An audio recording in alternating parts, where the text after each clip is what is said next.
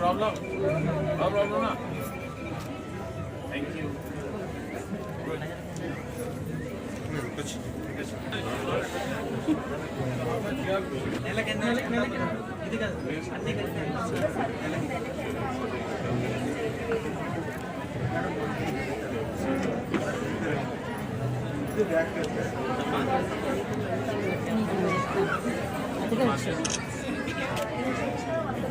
వర్చువల్గా అటెండ్ అవుతున్నారు.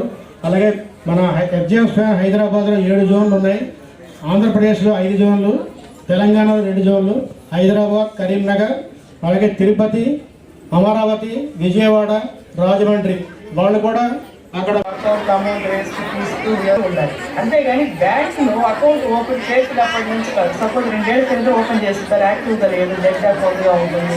చేయాలి, మీటింగ్స్ పెట్టుకుంటూ ఉండాలి. ఎప్పుడెప్పుడు మీటింగ్స్ పెట్టుకుంటున్నారు అనేది వాళ్ళకి కొన్ని బుక్స్ ఉంటాయి. ఆ బుక్స్ లో వాళ్ళు మెన్షన్ చేసుకుంటున్నారు, ఫలానా రోజు మీటింగ్ పెట్టుకున్నాం, ఫలానా వాళ్ళకి ఇది అవసరమైంది, దాంట్లో సేవింగ్స్ నుంచి కొంత అమౌంట్ తీయబడింది.